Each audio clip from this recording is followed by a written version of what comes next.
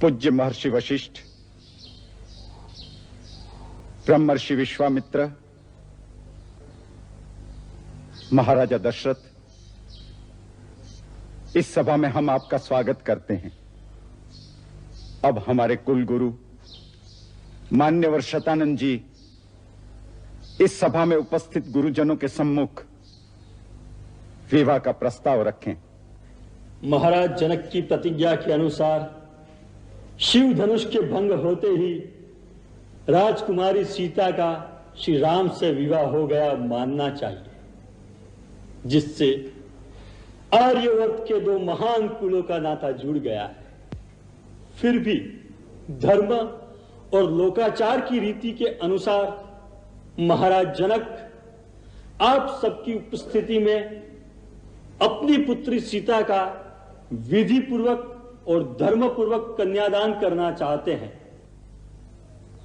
इसके लिए महाराज जनक आपकी आज्ञा चाहते हैं। यही बात आपके पुत्र श्री राम ने भी कही है कि पिता की आज्ञा मिलने पर ही सीता का पाणी ग्रहण करूंगा। अब आप उसके लिए आज्ञा प्रदान करें तो लग्न पत्रिका शोधी जाए। पूज्यवर शतानंद जी, आपके वचनों से हम कृतार्थ हुए। जो प्रस्ताव आपने प्रस्तुत किया है वो हमारे लिए गौरव की बात है। इस शिष्टा के लिए हम महाराज जनक का भी अभिनंदन करते हैं। हमें अपने पुत्र राम पर भी बहुत गर्व है, परंतु महाराज जनक जानते ही होंगे कि इक्ष्वाकु कुल के देवता ये महर्षि वशिष्ठ हैं। हम गुरुदेव से प्रार्थना करते हैं हमारा मार्गदर्शन करें।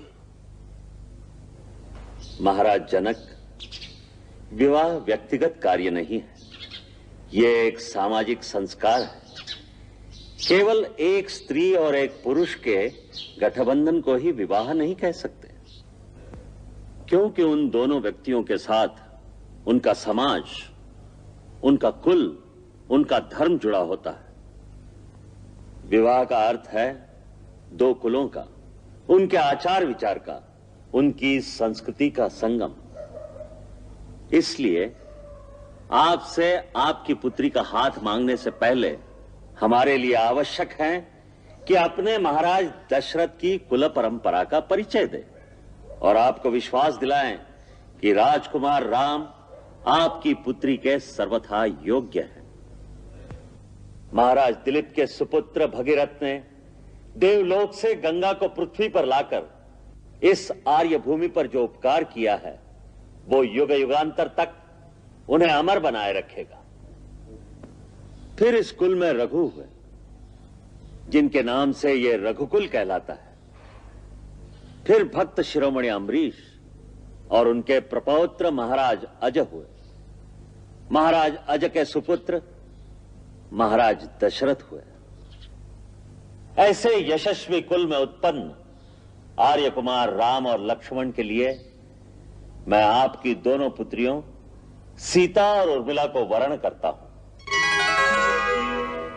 मुनिवर, आपके उदार वचनों से मैं धन्य हो गया। मैं बड़ी विनम्रता के साथ अपनी सीता को श्री राम के लिए और अपनी छोटी पुत्री उर्मिला को आर्य कुमार श्री लक्ष्मण के लिए रघुकुल की कुलवधुओं के रूप में समर्पित करता हूं। महाराज दशरथ, विदेहराज जनक, इस आनंद मंगलमय प्रकरण का पूर्ण पटाक्षेप अभी नहीं हुआ। यदि महर्षि वशिष्ठ सम्मति दें तो हम भी अपने मन के उद्गार प्रकट करें। आज्ञा दे ब्रह्मर्षि। राम और लक्ष्मण परिणय सूत्र में बंधकर अयोध्या जाएं और भरत रिपुदमन कुंवारे रह जाएं, ये तो उचित नहीं। महाराज जनक के छोटे भ्राता संकाशा नरेश कुशध्वज की दो कन्याएं हैं, मांडवी, श्रुतकीर्ति। हम इन दोनों सुकन्याओं का कुमार भरत और शत्रुघ्न के लिए वरण का प्रस्ताव रखते हैं। इस प्रस्ताव का अनुमोदन मैं किन शब्दों में करूं? मुनिराज, आपके इस प्रस्ताव से सारा निमिवंश धन्य हो गया। कुशध्वज अपनी पुत्री मांडवी का कुमार भरत के लिए और अपनी छोटी पुत्री श्रुतिकीर्ति का कुमार शत्रुघ्न के लिए कन्यादान अवश्य करेंगे। फिर इस शुभ कार्य में विलंब क्यों?